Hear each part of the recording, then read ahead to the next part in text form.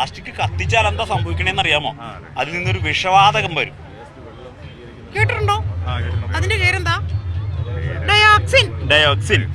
ഈ വിഷവാതകങ്ങൾക്കൊക്കെ ഒരു കുഴപ്പമുണ്ട്. നമ്മൾ കത്തിച്ചത് മുകളിലേക്ക് വിടുമ്പോൾ നമ്മൾ വിചാരിച്ചു ഇത് പോയെന്ന് വിചാരിച്ചല്ലേ? പോയില്ലേ? പോകൂല. മുകളിൽ ചെന്നാൽ അന്തരീക്ഷം തണുക്കും. തണുത്ത് കഴിയുമ്പോൾ ഇതിന്റെ ഭാരം കൂടി ഇത് താഴേക്ക് വന്ന് മണ്ണിൽ വന്ന് അലിഞ്ഞു ചേരും. മണ്ണിൽ അലിഞ്ഞു ചേർന്ന അതേ മണ്ണിലാണ് നമ്മൾ കൃഷി ചെയ്യുന്നത് അല്ലേ? ആ കൃഷി ചെയ്യുന്ന ഉൽപ്പന്നം ഇത് വലിച്ചെടുത്ത് നിങ്ങൾക്ക് തന്നെ തിന്നാൻ തരും. മനസ്സിലായോ? പ്രകൃതി നമ്മളോട് പ്രതികാരം ചെയ്യാതെ പോയിട്ടില്ല. മനസ്സിലായി?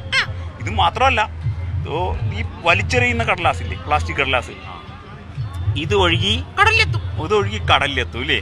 കടലിൽ കിടന്ന് പൊടിഞ്ഞ് ചെറിയ പൊടിയായിട്ട് മാറും. മനസ്സിലായി? ഈ ചെറിയ പൊടി ഭക്ഷണമെന്ന് കരുതി കുഞ്ഞു മത്സ്യങ്ങൾ കഴിക്കും.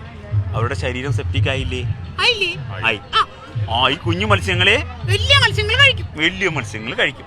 ആ വലിയ മത്സ്യങ്ങളെ ആര് കഴിക്കും? നിങ്ങൾ കഴിക്കും. കണ്ടോ? പ്രകൃതി നമ്മളെ കൊണ്ട് തീറ്റിച്ചത് കണ്ടോ?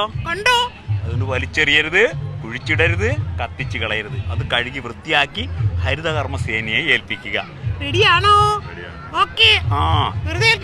വെറുതെ ഏൽപ്പിച്ചാ പോരാ. സർവീസ് ചാർജും കൊടുക്കണം. അതിന് സർവീസ് ചാർജും കൊടുക്കണം അല്ലേ?